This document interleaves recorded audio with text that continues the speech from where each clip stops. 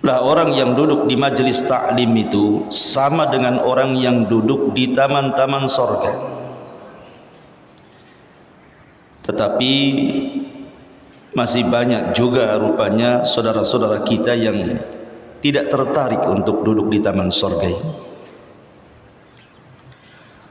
Padahal Nabi SAW bersabda dalam sebuah hadis yang sahih, "Idza marartum birriyadil jannati fartam." Kalau kalian lewat di taman-taman sorga, singgah di situ, kata Nabi. Sahabat bertanya, "Wa ma riyadul jannah?" Apa sih taman sorga itu, wahai Rasul? Maka Nabi SAW mengatakan, taman sorga itu adalah hilaqul dzikri, orang yang berkumpul dalam rangka berzikir, mengingat Allah Subhanahu wa taala dengan mempelajari mana yang halal, mana yang haram, mana yang boleh, mana yang tidak, dan begitu seterusnya. Dan Allah Subhanahu wa taala mengatakan, "Ala bi dzikrillahi tatmainnul qulub." Ingatlah, dengan terus mengingat Allah itu tenang hati kita. Taib, salawat diiringi salam tahdiahkan kepada Rasul sallallahu alaihi wasallam, dan kita lanjutkan kajian kitab Tauhid, dan kita masuk pada bab ke-37, termasuk syirik, beramal kebaikan tapi tujuannya hanya untuk semata-mata dunia. Ma'asyiral muslimat yang dimuliakan Allah Subhanahu wa taala, di sini ada dua dalil yang disebutkan oleh muallif rahimahullahu taala. Pertama, surah Hud ayat 15 sampai 16. Allah Subhanahu wa taala berfirman, "Man kana yuridul hayatad dunya wa zinataha nuwaffi ilaihim a'malahum fiha wa hum fiha la yubkhasun. Ulaika alladzina laisa lahum fil akhirati illa nar wa habita ma sana'u fiha wa batilum ma kanu ya'malun." Barang siapa yang menghendaki kehidupan dunia dan perhiasannya saja, niscaya kami berikan kepada mereka balasan pekerjaan mereka di dunia dengan sempurna, dan mereka di dunia tidak akan dirugikan sama sekali. Mereka itulah orang-orang yang tidak memperoleh di akhirat kecuali neraka, dan lenyaplah di akhirat itu apa yang telah mereka usahakan di dunia, serta sia-sialah apa yang telah mereka kerjakan. Perhatikan ayat ini. Allah Subhanahu wa taala menggambarkan tentang orang-orang yang menghabiskan dunianya hanya untuk dunia. Allah Subhanahu wa taala Rahim, Maha kasih sayang. Tetap saja Allah Subhanahu wa taala memberikan dari rizkinya kepada siapapun dari hamba-hambanya. Apakah hamba itu mukmin ataukah hamba itu kafir, tetap Allah Subhanahu wa taala anugerahkan rizki kepada mereka. Karena Allah Subhanahu wa taala yu'ti man yuhib wa ma la yuhib. Allah itu memberikan rizki dunia ini baik kepada orang yang dicintai Allah ataupun yang tidak dicintai Allah. Karena dunia di mata Allah Subhanahu wa taala itu tidak ada nilainya. Sebagaimana sabda Nabi sallallahu alaihi wasallam, "Lau kanatid dunya ta'dilu janaha ba'udah, ma saqa kafiran minha syurbata ma'in." Kalau seandainya dunia ini senilai dengan sayap seekor nyamuk, tentu tidak ada satu kafir pun yang akan diberikan minum walaupun setetes air. Jadi kalau seandainya dunia ini ada nilainya walaupun sebesar sayap nyamuk, anggaplah ada nilainya sebesar sayap nyamuk dunia ini. Maka kalau memang memiliki nilai walaupun kecil, tentu orang kafir tidak akan diberikan dunia sedikit pun. Satu tetes air pun tidak akan diberikan kepada mereka. Tapi karena dunia tidak ada nilainya, makanya orang-orang kafir pun ikut menikmati di situ. Bahkan di dunia sendiri hari ini orang yang paling kaya justru orang kafir, bukan orang yang beriman. Dari sini menunjukkan bahwa dunia ini bersyarikat antara mukmin dan kafir. Lalu apa yang dibanggakan? Ma'asyiral muslimat yang dimuliakan Allah Subhanahu wa taala, sebelum saya menjelaskan tentang apa maksud pengarang ketika membuat bab ini, saya ingin menjelaskan satu hal yang paling penting yang berkaitan dengan bab ini. Apa itu? Tentang hinanya sebuah dunia bila dibandingkan dengan kehidupan akhirat. Abdullah ibn Umar radhiyallahu anhu dalam sebuah hadis yang disepakati Bukhari dan Muslim pernah menukilkan sabda Nabi sallallahu alaihi wasallam, "Man fatathu salatul asri faka'annama wutira ahluhu wa maluhu." Barang siapa yang luput tidak solat asar seumur hidupnya satu kali, maka seolah-olah dia ditinggalkan keluarga dan juga seluruh hartanya. Seolah-olah dia tidak punya keluarga, seolah-olah dia punya harta, tidak punya harta seumur hidupnya. Coba perhatikan, mungkin di antara kita, atau kita lihatlah orang-orang awam itu yang mereka tidak peduli dengan sholat. Jangan lagi sholat asar, 5 waktu sholat pun dia tidak sholat. Sholatnya itu nunggu Idul Fitri saja, Bu. Itu pun malu kalau tidak sholat. Itu pun kalau bangun, kalau tidur ya tak sholat. Kenapa kemudian orang-orang ini yang berani meninggalkan sholat itu, kok berani dia? Kayaknya enteng saja dia meninggalkan sholat itu. Dia tidak paham bahwa satu sholat asar ditinggalkan itu sama dengan menghilangkan keluarga dan hartanya selamanya, kecuali dia bertobat kepada Allah Subhanahu wa ta'ala. Kenapa Rasul sallallahu alaihi wasallam mengatakan seperti itu? Artinya kalau dia melaksanakan sholat asar, maka seolah-olah dia dikembalikan keluarga dan juga seluruh hartanya. Menunjukkan bahwa amalan yang sedikit tetapi diberikan dunia yang banyak, tetapi meninggalkan amalan yang kecil yang sedikit bisa meninggalkan padanya dunia dan seluruhnya. Ini menunjukkan apa? Hinanya dunia. Bahkan lebih jelas lagi, Nabi SAW mengatakan, "Rak'atal fajri khairun minad dunya wa ma fiha."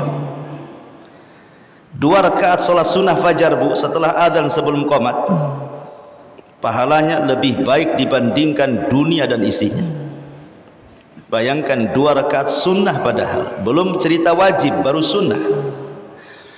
Itu lebih besar nilainya dibandingkan dunia dan isinya. Apa isi dunia itu? Macam-macam kan. Seandainya ibu diberikan satu kota Batam saja, sak hotelnya, sak apartemennya, sak fasilitas-fasilitasnya, tempat-tempat hiburannya, dikasihkan, ini milik ibu kota Batam ini, senang nggak bu? Senanglah.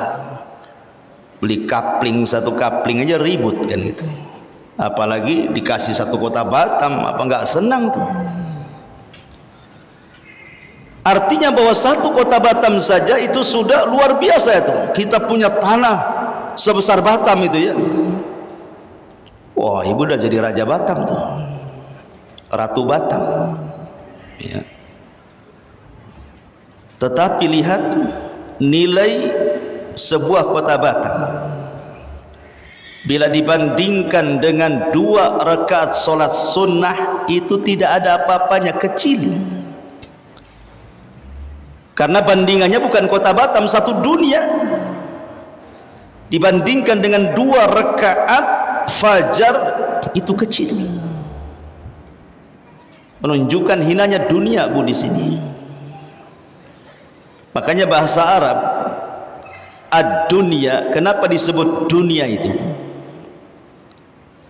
Pertama karena dunia itu al-ula, kehidupan pertama.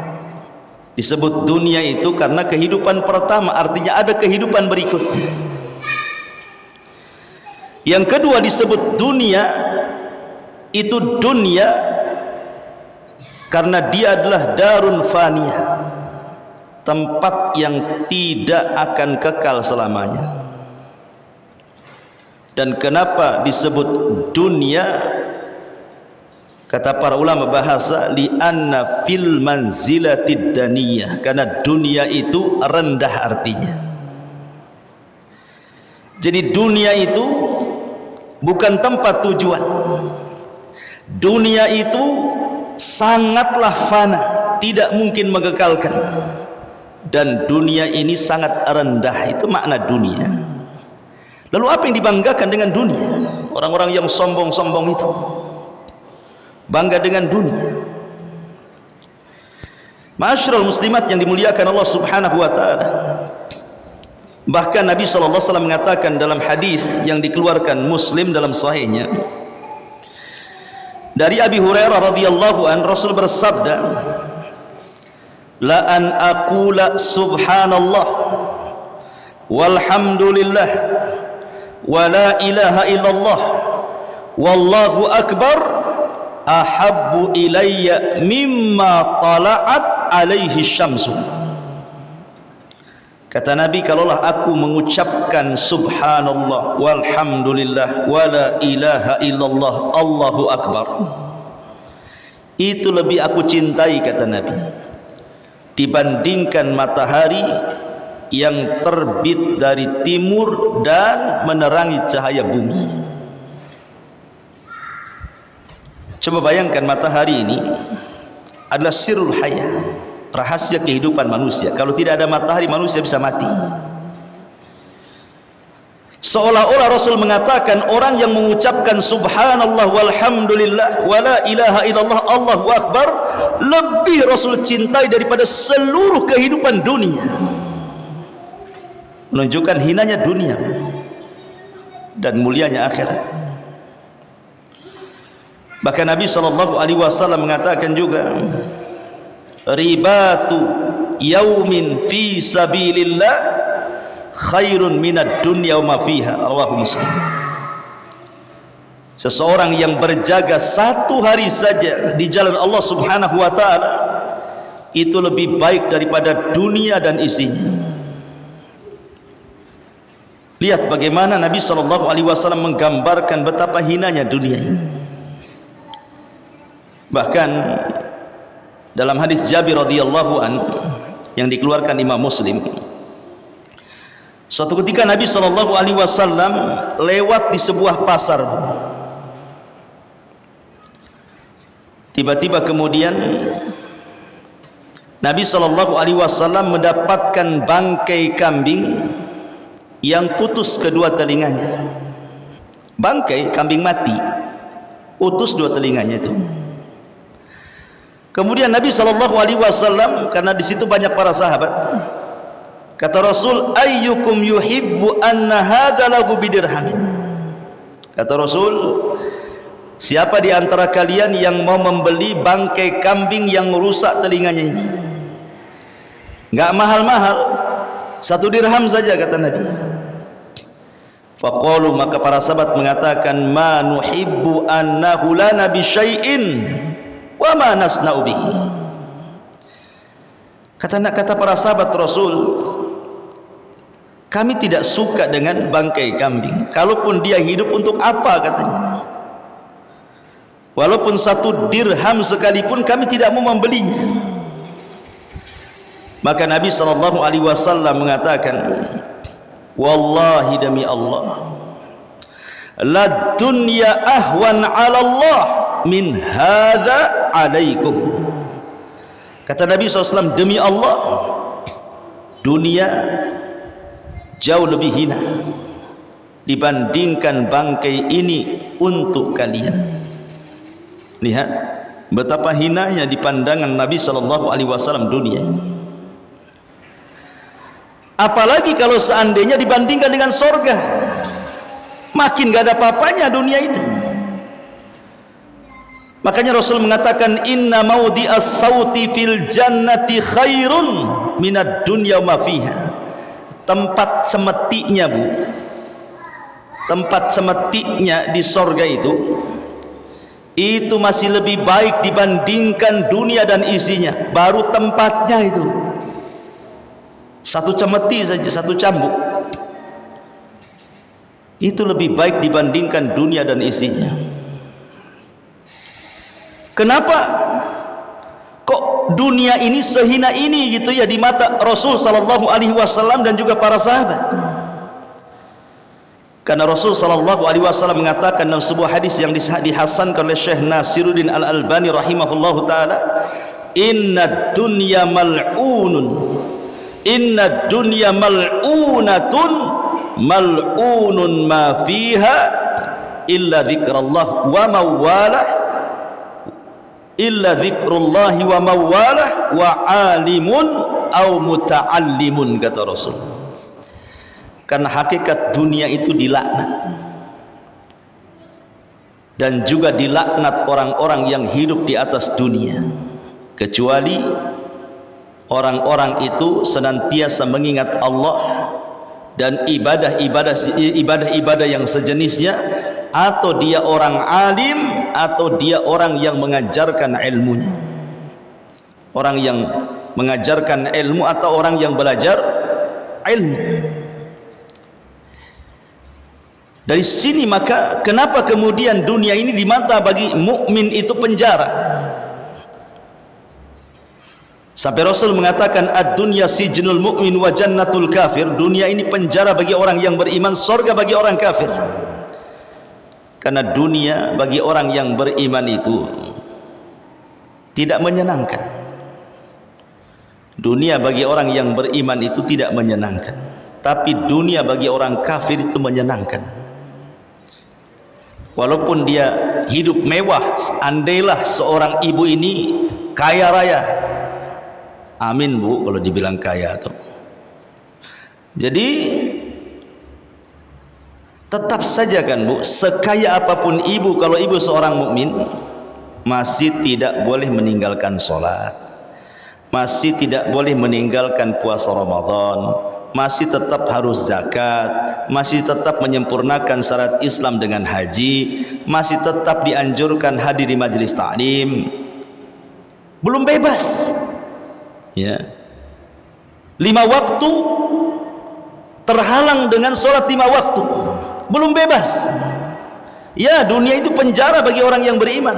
Kalau ingin bebas, Bu, tidak ada sholat, tidak ada puasa, tidak ada zakat, tidak ada ibadah-ibadah yang lain, murni menikmati hidup saja, masuk surga, Bu. Surga itu kerjanya makan, minum, melakukan hubungan suami istri, hura-hura, senang-senang, karena semua halal. Tapi selama belum masuk surga, jangan harap itu. Dunia ini masih penjara bagi kita. Bahkan tidak ada tahu sebuah nilai dunia kecuali Allah yang menciptakannya. Tidak ada yang lebih tahu tentang nilai sebuah dunia kecuali zat yang menciptakan dunia. Siapa? Allah. Lihat Allah berfirman, ma indakum yanfud wa ma indallahi baqin. Harta atau dunia yang ada di sisi kalian pasti lenyap, tetapi yang ada di sisi Allah itulah yang kekal. Dan kita bisa saksikan, Bu, ya, dunia ini tidak kekal.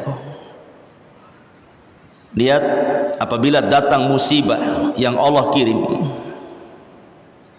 kemudian menghantam rumah-rumah orang-orang kaya, kemudian roboh seketika, mana lagi kekayaannya? Kalau Allah mau, Allah bisa cabut seketika. Kalau Allah mau, bisa Allah bentangkan seketika. Ada orang-orang yang menumpuk-numpuk harta dari muda sampai tua. Hartanya banyak, tanahnya banyak, sampai julukannya Tuan Takur. Tiba-tiba kemudian naik motor, ketabrak, mati. Lalu untuk apa selama ini dia kumpulkan harta, tiba-tiba mati itu? Menikmati dia dunianya? Tidak juga.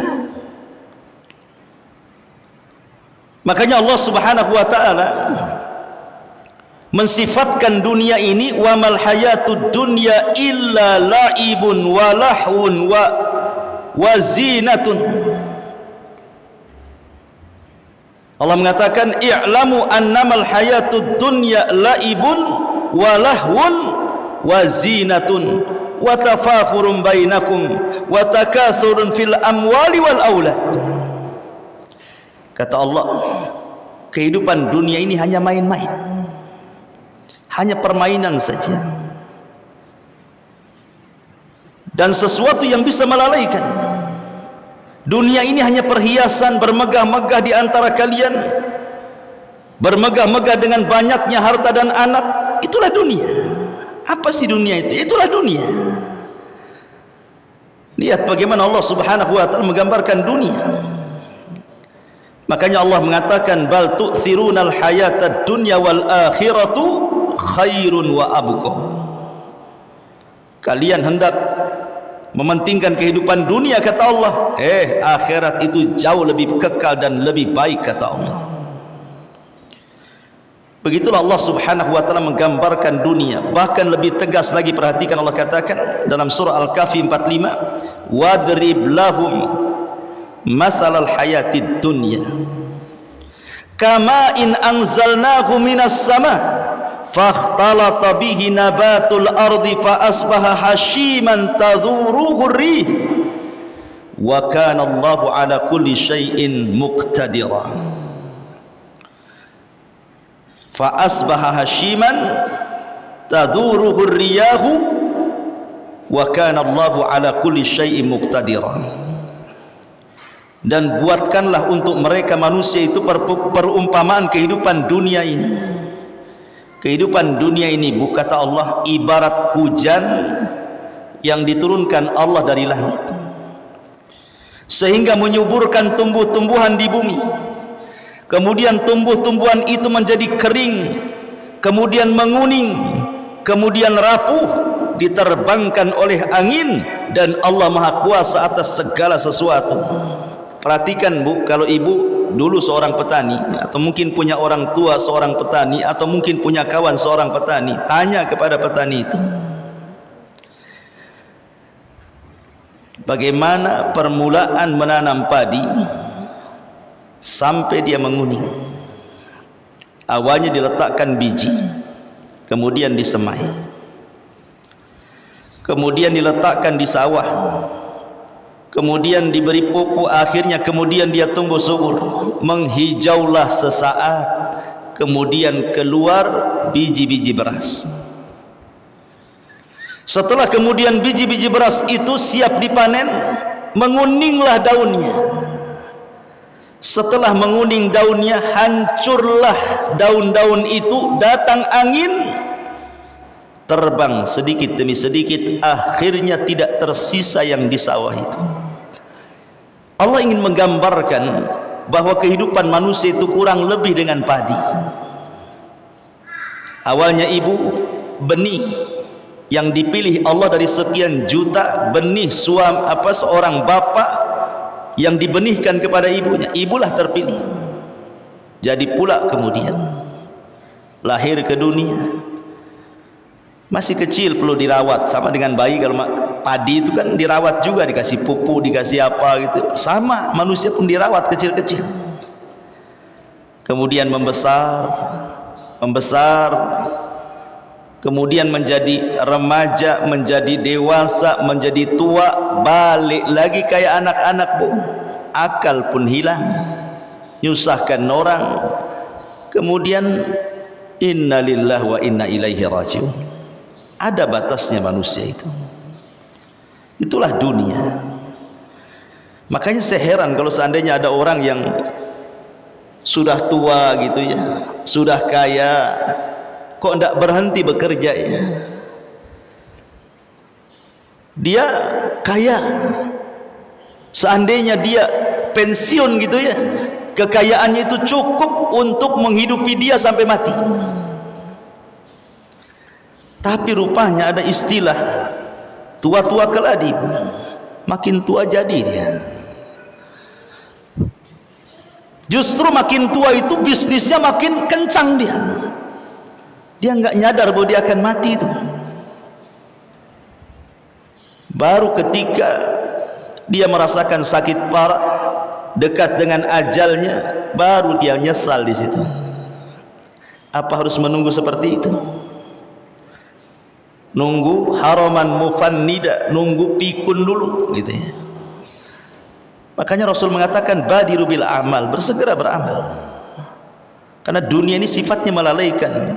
Dunia ini sesuatu yang tidak akan puas dicari. Makanya nanti ada hadis yang kita akan baca, ta'isa abdud dinar wa ta'isa abdud dirham. Celaka hamba dinar dan dirham. Ya. Ma'asyiral muslimat yang dimuliakan Allah Azza wa Jalla. Bahkan ada satu kisah daripada Nabi Musa ketika belajar kepada Khidir. Apa kisahnya, Bu? Jadi suatu ketika Nabi Musa itu naik perahu bersama Khidir, Nabi Allah Khidir. Tiba-tiba kemudian ada burung terbang, kemudian nuki dan patuknya itu mengenai air lautan. Kemudian dia meneguk air itu dalam paruhnya, kemudian terbang lagi. Kata Nabi Khidir kepada Musa, wahai Musa, tidakkah kau lihat burung itu yang dengan patuknya kemudian meneguk air dan diletakkan di paruhnya kemudian terbang? Kata Musa, iya, aku melihatnya. Maka Khidir menasihati Musa. Kata Khidir, ma naqasa ilmi wa ilmuka ya Musa min ilmillah illa mithlu ma naqasa hadal usfuru minal bahri. Musa, seandainya pengetahuan yang aku ketahui dan pengetahuan yang Allah ajarkan kepada kamu itu hanya seperti burung usfur yang meneguk air kemudian diletakkan di paruhnya kemudian terbang. Air yang di paruh burung itulah ilmu yang diperebutkan manusia di dunia ini, sementara ilmu Allah itu luas, seluas-luasnya ibarat lautan. Dengan ibarat begini, lihat bagaimana ilmu yang diberikan kepada manusia di dunia itu hanya setetes saja, Bu, dibandingkan ilmu Allah yang sebentang lautan itu. Tapi dengan setetes itulah jadilah orang dokter dengan kecerdasannya, jadilah dia insinyur dengan kecerdasannya, jadilah dia profesor, jadilah dia penemu, jadilah dia orang cerdas, jadi ulama, jadi peneliti. Lihat, menunjukkan apa? sedikit yang Allah berikan kepada kita itu, dan luas yang Allah miliki. Makanya Nabi SAW bersabda dalam sebuah hadis yang dikeluarkan Imam Muslim, "Mad dunya fil akhirati illa mithlu ma yaj'alu ahadukum usbu'ahu fil yammi falyanzur bima yarji." Kata Rasul, permisalan dunia dibandingkan dengan akhirat itu sama dengan orang yang meletakkan jari di lautan. Ibu main-main ke Barelang, ke pinggir lautan itu, letakkan jari, celupkan di air lautan, kemudian angkat. Pasti di ujung jari itu kan ada air yang menetes. Kata Rasul, permisalan dunia dengan akhirat itu sama dengan salah seorang di antara kalian menyelupkan telunjuknya ke lautan, kemudian lihat apa yang terjadi. Cuman satu tetes saja. Itulah yang diperebutkan manusia, satu tetes itu. Ya. Artinya bahwa apa yang di sisi Allah itu jauh lebih kekal dan lebih baik. Allah mengingatkan itu, jangan terlena dengan kehidupan dunia. Saya akan contohkan beberapa kisah biar menarik, Bu, ya. Abu Bakar Siddiq radhiyallahu anhu ketika menjadi khalifah pertama setelah meninggalnya Rasul, dia banyak membebaskan negeri-negeri sampai ke negeri Romawi dan juga Persia. Walaupun tidak dikuasai seutuhnya, tapi sudah sampai ke sana. Artinya banyak ghanimah, harta rampasan perang, kemudian harta melimpah, luar biasa. Tetapi ketika Abu Bakar meninggal dunia, apa kata Aisyah radhiyallahu anha? Mata Abu Bakrin fama taraka dinaran wala dirhaman wa kana qad akhadha qabla dhalika malahu fa alqahu fi baitil mal.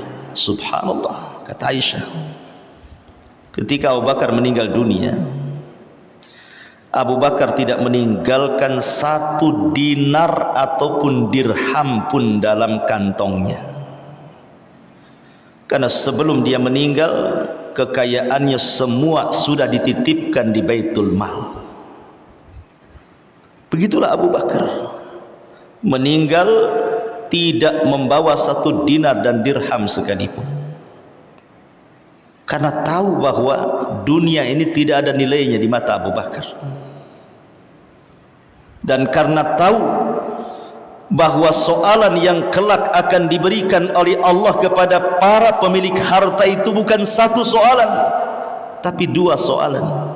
Min aina iktasabahu wa fima anfaqahu. Kemana kau dapat, kemana pula kau belanjakan. Bahkan ada seorang gubernur, Bu, di zaman para sahabat, di zaman Umar bin Khattab, namanya Sa'id ibnu Amir. Catat, Bu, Sa'id ibn Amir. Sa'id ibn Amir ini seorang yang sangat zuhud. Ketika Umar menjadi khalifah, Sa'id ibn Amir ini datang kepada Umar dan menasihati. Di antara nasihatnya, ya Umar, aku berpesan kepadamu, jangan takut kecuali kepada Allah. Jangan takut kecuali kepada Allah. Dan jangan takut manusia untuk mencari kepentingan kepada Allah. Kemudian banyak nasihat-nasihatnya. Umar sempat berat dengan nasihat itu dan mengatakan, ya Sa'id, wa man yastati dzalik, mana bisa aku lakukan nasihatmu itu. Tapi Sa'id ibn Amir meyakinkan bahwa Umar bisa. Melihat keikhlasan daripada Sa'id ibn Amir ini, akhirnya Umar pun memaksa dia untuk menjadi qadhi, gubernur di Himsah, di Syam. Tapi dia tolak, enggak mau. Akhirnya Umar marah dan mengatakan, waihakum wada'tum hadal amri fi unuki, celaka engkau, engkau yang meletakkan aku menjadi pemimpin, tapi engkau pula tak mau diperintah, katanya. Akhirnya kemudian Umar pun mengatakan, kau harus jadi gubernur Himsa. Terpaksalah akhirnya kemudian Sa'id ibn Amir ini jadi gubernur di Himsa. Setelah waktu berlalu dia jadi gubernur di Himsa, dicintai rakyatnya karena keadilannya. Himsa ini suatu ketika terkena pacaklik hebat, sehingga banyak terjadi kelaparan di mana-mana. Akhirnya untuk memulihkan ekonomi Himsa, diutuslah orang pilihan, orang-orang yang terpercaya untuk menghadap kepada Umar di kota Madinah dan menceritakan kepada Umar tentang kondisi Himsa. Siapa tahu Umar bisa memulihkan ekonomi yang ada di Himsa. Maka Umar mengatakan kepada utusan Sa'id ibn Amir ini, coba bentangkan catatan-catatan orang-orang miskin yang ada di Himsa itu. Maka dikasihkanlah catatan orang-orang yang ada di Himsa, orang-orang fakir yang akan dibantu oleh Umar itu. Dibaca satu, si anu, si anu, si anu. Tiba-tiba Umar terperanjat. Rupanya di antara orang-orang miskin yang ada pada catatan utusan dari Himsa ini terdapat nama Sa'id ibnu Amir. Subhanallah, gubernur bu, masuk deretan orang-orang miskin. Akhirnya Umar pun mengatakan, ini siapa ini Sa'id bin Amir ini? Maka utusan itu mengatakan, dia gubernur kami wahai Amirul Mukminin. Fabaka. Maka Umar pun menangis. Kok ada gubernur masuk di catatan orang miskin? Pertanyaannya sederhana, ada enggak gubernur di Indonesia yang masuk pada kategori orang miskin menurut daerah sekitar? Enggak ada ceritanya bu. Gubernur di negeri kita ini semuanya kaya, enggak ada orang miskin. Bahkan syarat jadi gubernur harus kaya malah ya. Kalau enggak kaya enggak jadi dia gubernur. Makanya Umar kemudian dia kasihan dengan Sa'id ibn Amir. Akhirnya dia pun menitipkan harta yang banyak dan dikatakan kepada utusan itu, berikan harta ini kepada gubernurmu Sa'id ibn Amir. Pulanglah utusan ini, kemudian meletakkan harta di hadapan Sa'id ini. Tiba-tiba Sa'id ini menangis melihat harta sebanyak itu dari Amirul Mukminin dan mengatakan, inna lillah wa inna ilaihi raji'un. Inna lillah wa inna ilaihi raji'un. Istrinya kaget mendengar Sa'id ibn Amir tiba-tiba berteriak, inna lillah wa inna ilaihi raji'un. Kata istrinya, amata Amirul Mukminin? Apakah Amirul Mukminin meninggal sehingga engkau mengatakan inna lillah wa inna ilaihi raji'un? Katanya. Kata Sa'id, bahkan perkaranya jauh lebih dahsyat dibandingkan meninggalnya Amirul Mukminin, katanya. Bingunglah istrinya, apa maksudnya? Kemudian ditunjukkan harta yang banyak yang baru sampai yang diberikan oleh Amirul Mukminin. Ini harta ini yang lebih dahsyat dibandingkan kematian Amirul Mukminin, katanya. Saya kira bu, kalau ibu jadi istrinya Sa'id ibn Amir, kira-kira ibu mau ngomong apa tuh? Pasti ibu mengatakan alhamdulillah, sujud syukur. Wah, kebetulan nih kulkas belum kebeli, cicilan belum lunas, gitu ya. Rumah pula belum direnov. Itu ibu tuh kalau di posisi istrinya Sa'id ibn Amir. Tetapi istrinya Sa'id ibn Amir mengatakan kepada suaminya, kalau begitu takhallas minha, kalau engkau tidak mau dari harta hadiah dari Amirul Mukminin Umar bin Khattab, kalau begitu lepaskan dirimu dari harta itu. Lihat saran istrinya. Maka kemudian Sa'id pun meletakkan harta itu kemudian membagi-bagikan kepada fuqara wal masakin sampai tidak tersisa sedikit pun. Lihat Bu, begitulah takutnya akan dunia para sahabat. Ini yang laki-laki Bu ya, saya cerita yang perempuan lah. Ibu kenal Ummu Sulaim Bu radhiyallahu an? Kenal Bu ya? Kenalan di mana Bu?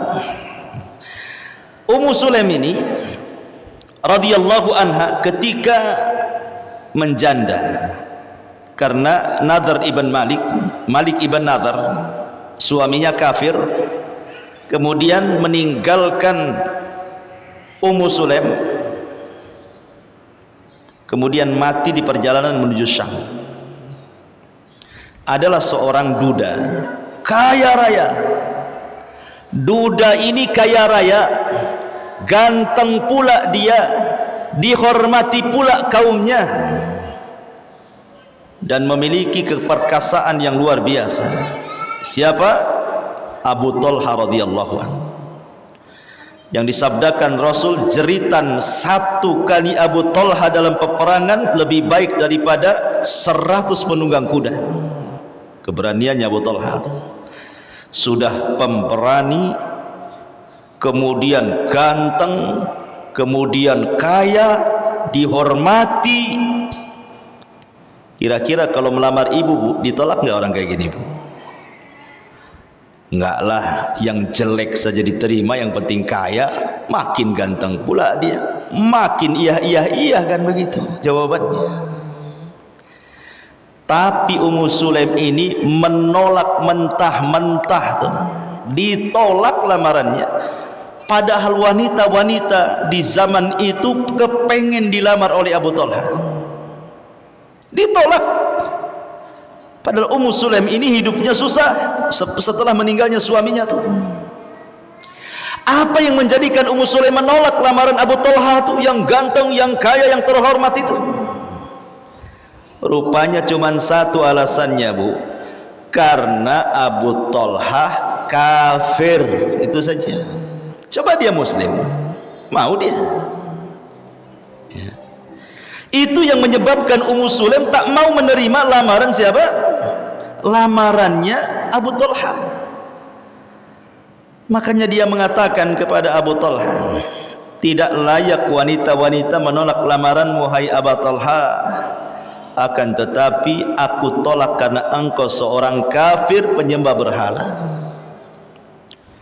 Akhirnya Abu Talha pun belakangan masuk Islam demi mendapatkan Ummu Sulaim. Akhirnya menikah Ummu Sulaim dengan Abu Talha. Begitulah Ummu Sulaim mengajarkan bahwa dunia itu tidak ada harganya dibandingkan akhirat Bu. Itu maksudnya. Dunia itu tidak ada harganya dibandingkan akhirat. Sekaya apapun engkau wahai Abu Talha, seganteng apapun engkau wahai Abu Talha, sehebat apapun engkau wahai Abu Talha, semulia apapun di tengah-tengah kaum wahai Abu Talha, kalau engkau kafir, sorry, maaf, pergi kau dari sini. Ini menunjukkan sikap bahwa akhirat jauh lebih kekal dibandingkan dunia. Tapi sayang, wanita-wanita di zaman sekarang kebalikan daripada Ummu Sulaim. Kebalikan dari Ummu Sulaim Bu ya. Agama itu tidak pernah dilihat dia, yang penting kaya, yang penting ganteng. Pindah agama pun siap gerak, modelnya gitu zaman sekarang Bu ya. Ya, naudzubillah. Makanya dulu saya ceritakan Bu, saya punya tetangga. Tetangga ini wanita muslimah Bu, kemudian menikah dengan laki-laki kaya tapi Nasrani. Dia enggak peduli dengan agama, nikahlah dia dengan suaminya yang beragama Nasrani itu. Kemudian punya anak, dipaksa murtad dia gara-gara suaminya tuh.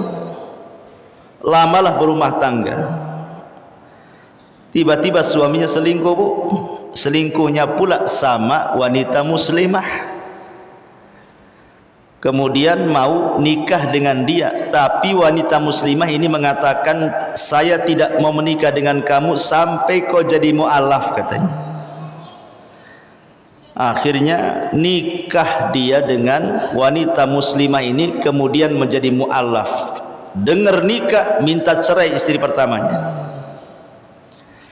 Ketika cerai dengan suaminya, istri pertamanya yang dulunya seorang muslimah masuk Nasrani gara-gara suaminya, makin gila Nasraninya. Dia nggak mau kembali ke Islam. Yang suaminya pula setelah menikah dengan wanita muslimah jadi baik pula dia mu'alafnya. Ya Allah, memang dunia ini aneh-aneh ceritanya. Ya, lihat bagaimana dia bisa mengorbankan agama hanya dunia yang hina ini, Bu. Karena dia tidak paham bahwa dunia ini sangat hina di mata Allah, di mata Rasulnya, dan di mata salafuna saleh. Satu lagi cerita ya. Jadi ada seorang sahabat namanya Abdullah ibn Amr ibn As. Abdullah ibn Amr ibn As radhiyallahu anhu. Nabi SAW suatu ketika mengatakan kepada Amr ibn As ini untuk segera datang kepadanya, membawa senjatanya, membawa baju besinya, menghadap Rasul. Maka kemudian menghadaplah Amr bin As ini kepada Nabi SAW. Kata Nabi SAW, ya Amr, saya ingin mengutusmu menjadi pemimpin pasukan dalam Sariyah. Pasukan yang tidak dipimpin Nabi disebut Sariyah.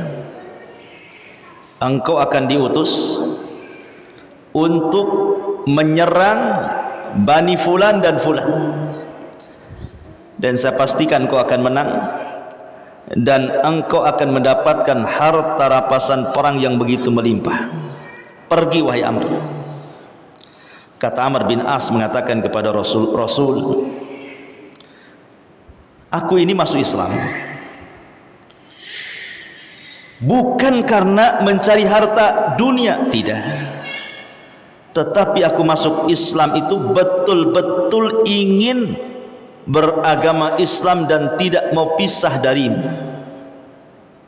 Jadi ketika Rasul menceritakan akan mendapatkan harta rampasan perang itu, dia mengatakan, ya Rasul, bukan itu yang aku cari setelah aku masuk Islam tuh.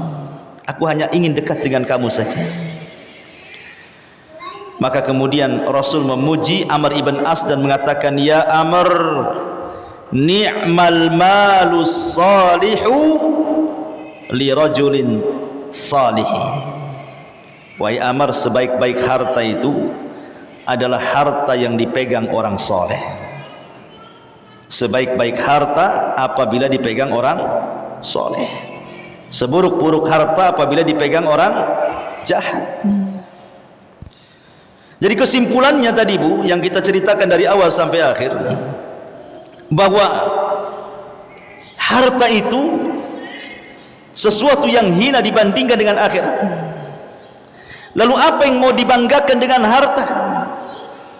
Apalagi sampai menyombongkan dengan harta. Korun, manusia yang paling kaya, tidak ada manusia sekelas Korun hari ini.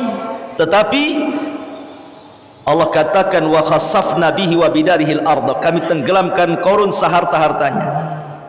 Fir'aun yang sombong dan mengatakan, alaysa li mulku Misra wa hadhil anharu tajri min tahti, bukankah aku raja Mesir dan seluruh sungai-sungai dan lautan Mesir di bawah kakiku, kata Fir'aun. Sombong dia.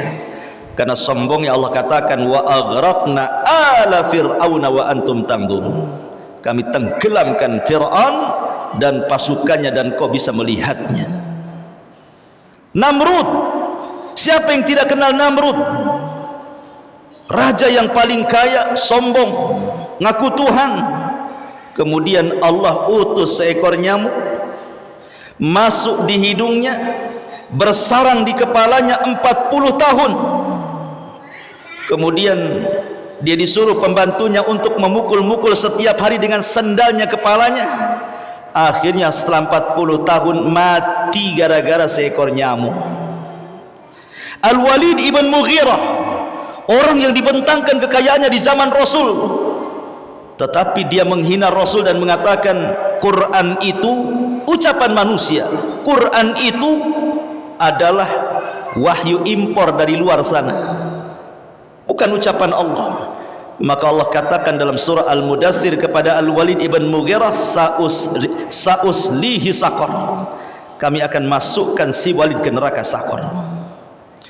Siapa lagi? Abu Lahab, Abu Jahal, orang-orang yang menyombongkan diri dengan hartanya berakhir dengan sangat tragis. Ma'asyiral muslimat yang dimuliakan Allah Azza wa Jalla. Lah di sini mu'alif rahimahullahu taala ingin menjelaskan kepada kita bahwa ada di antara orang-orang itu yang beramal bukan untuk Allah tapi untuk dunia. Ada 4 jenis manusia, Bu, ketika berhadapan dengan beramal untuk dunia. Jenis pertama adalah orang yang beramal saleh. Mungkin dia sedekah, mungkin dia salat, mungkin dia zakat, mungkin dia infak, mungkin dia haji, mungkin dia baca Quran, mungkin dia zikir. Semua kebaikannya, semua amal soleh. Tetapi ketika melakukan amal itu tidak ada keikhlasan sedikit pun. Ketika beramal soleh itu tidak menghendaki kehidupan akhirat atau pahala akhirat sedikit pun. Dia hanya ingin dengan amal-amal soleh itu tujuannya dunia saja, supaya terjaga hartanya, supaya terjaga bisnisnya, supaya terjaga keluarganya, supaya dunia-dunianya tidak hilang. Maka orang yang seperti ini adalah orang yang difirmankan di dalam surat yang kita baca, Hud 15:16, ulaika laisa lahum ulaika alladzina laisa lahum fil akhirati illan nar.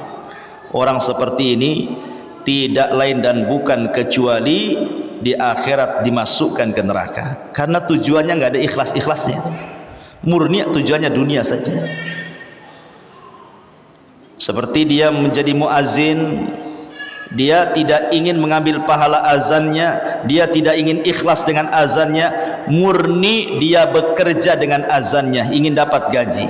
Dia jadi imam juga sama, dia baca Quran sampai melambung-lambung, melantun-lantun suaranya demi tujuan supaya dia tenar, syuhra dan begitu seterusnya.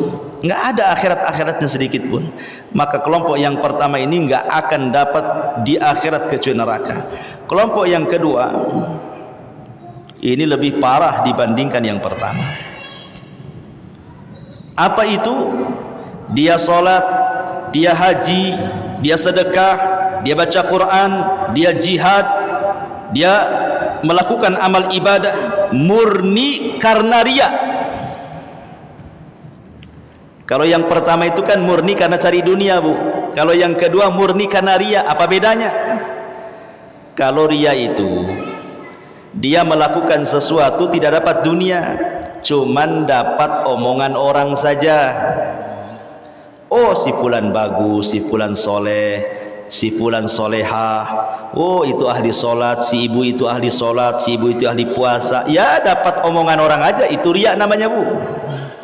Riya itu hanya ingin dapat omongan orang. Tapi kalau beramal karena dunia, dia masih mending mendapatkan dunia, walaupun tidak dapat akhirat kan dia dapat dunia dia. Jadi muazin murni karena ingin gajinya saja, jadi imam murni karena ingin gajinya saja, jadi dai murni karena ingin gajinya saja. Jadi nggak ada semata-mata untuk akhirat itu. Tapi kalau riya sudah nggak dapat dunia, akhirat pun tak dapat. Nah, itulah riya namanya.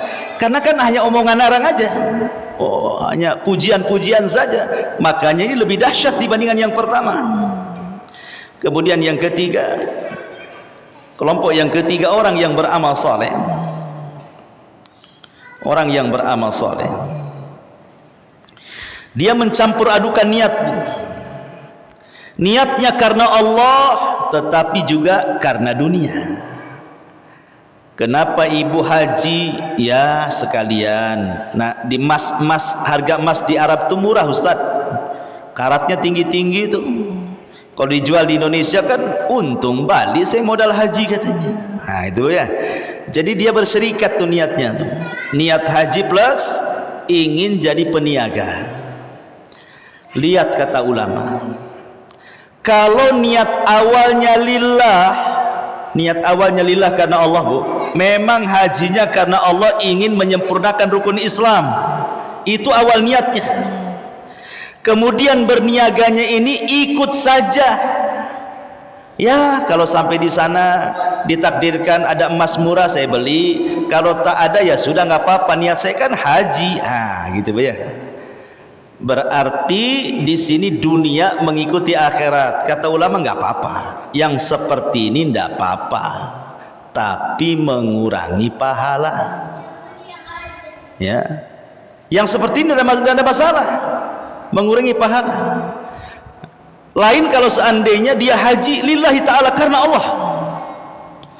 Allah takdirkan di Mekah ada pula orang yang nawari emas, mau nggak emas murah? Itu kan di luar dugaan karena nggak ada niat untuk beli emas, Bu ya. Nah, ini murni karena Allah. Berarti kalau seandainya dapat ada orang yang nawari emas, yaitu sebagai busrol ajil namanya ya, dalam hadis Rasul sebagai busrol ajil. Busrol ajil itu artinya kabar gembira yang disegerakan di dunia. Atau contoh yang mudah lah, ibu haji murni karena ingin dipanggil Bu Hajah, Bu ya, ingin dipanggil Bu Hajah saja, Bu. Niatnya ibu tuh karena Allah ingin haji, murni karena Allah ingin haji. Ya, nanti kalau pulang dipanggil Bu Hajah ya nggak apa-apa, nggak dipanggil Bu Hajah juga ya nggak ada masalah. Ya, berarti panggilan Bu Hajahnya itu kan ngikut kepada akhirat, nggak masalah. Tapi ini kan kalau sudah ada kata-kata seperti itu mengurangi pahala namanya, Bu.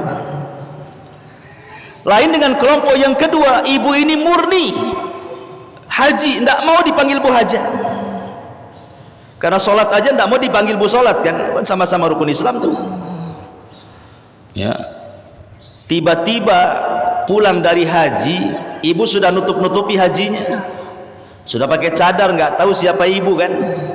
Betul-betul ikhlas, orang kalau bisa jangan tahulah ibu itu haji. Tiba-tiba pulang, kok tetangga pada tahu Bu Hajah, Bu Hajah. Berarti itu kan di luar dugaan, Bu. Itu namanya busrol ajil. Busrol ajil itu artinya kabar gembira yang segerakan di dunia. Ini tidak ada masalah. Ya, jadi itulah 4 kelompok yang terjadi dengan orang yang beramal soleh karena tujuan dunia.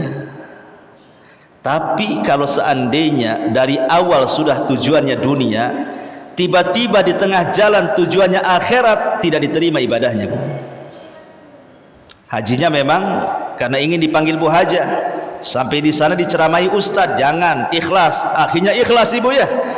Maka innamal a'malu binniyat, maka yang dilihat niat awalnya. Maka lihat bagaimana perkara niat ini bahaya, jangan sampai dilakukan.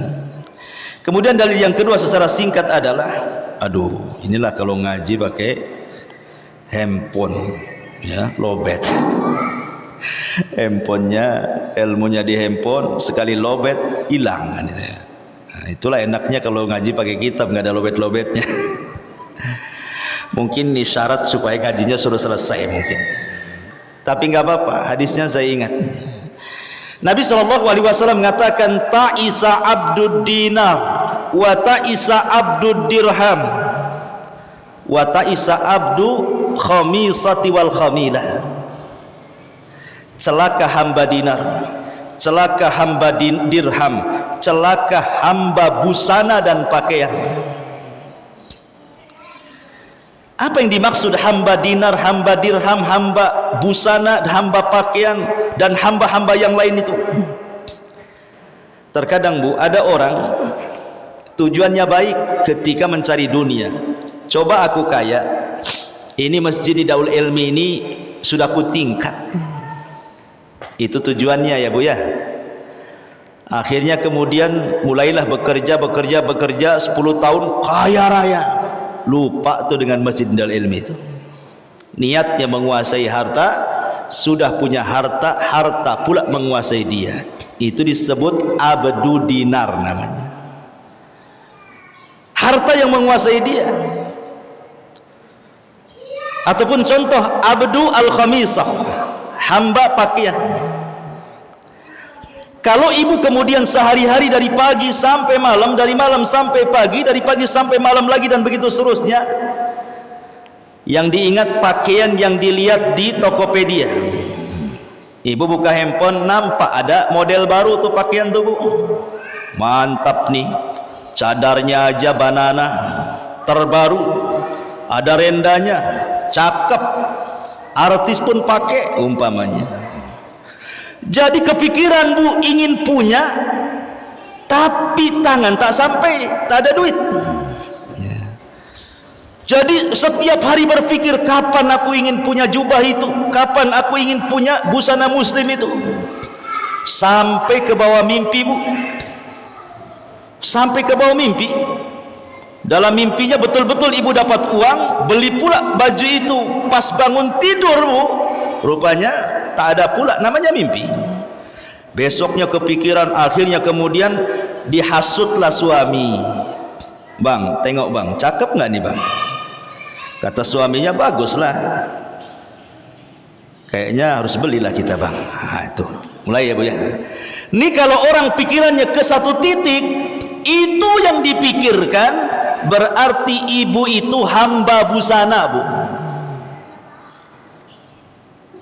Ada orang yang hamba handphone, ada juga hamba handphone, Bu.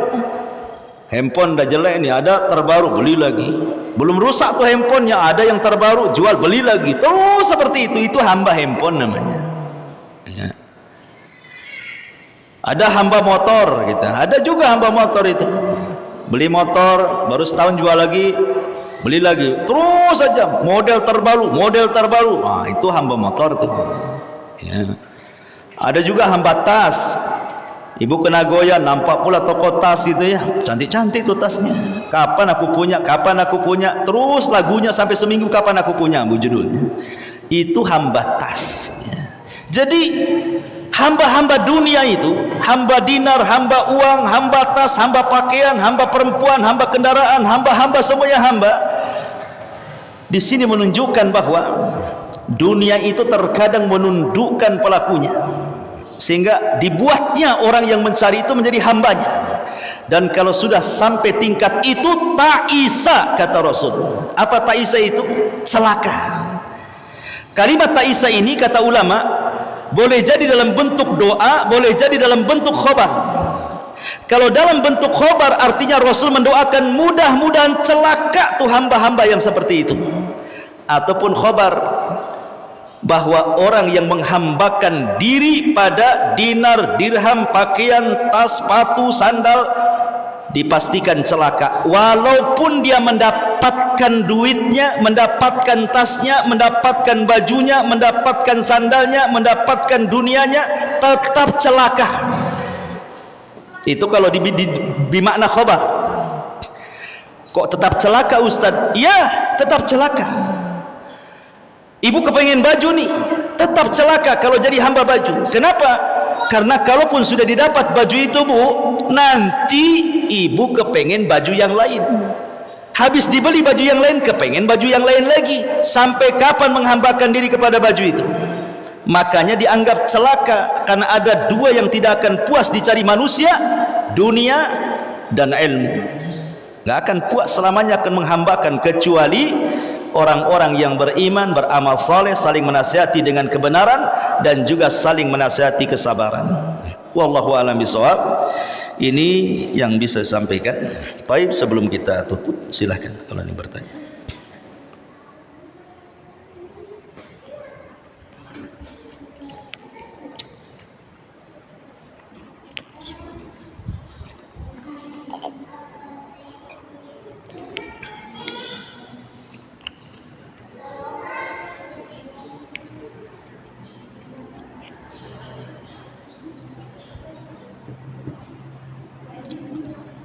Ada?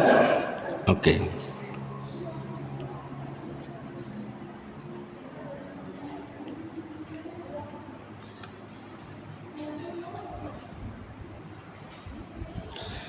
Bagaimana caranya menjaga dan mendapatkan keuntungan dalam perniagaan sesuai tuntunan Islam? Apakah ada ketentuan proses, prosentase atau syarat lainnya?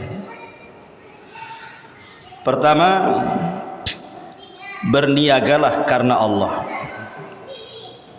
Berniaga karena Allah supaya berkah. Niat dulu yang pertama. Yang kedua, berdoa agar perniagaannya diberkahi dengan cara jadilah orang jujur dalam berniaga. Jangan dusta, jangan mendolimi orang, jangan mengambil hak orang, jangan goror, jangan zalim, dan begitu seterusnya.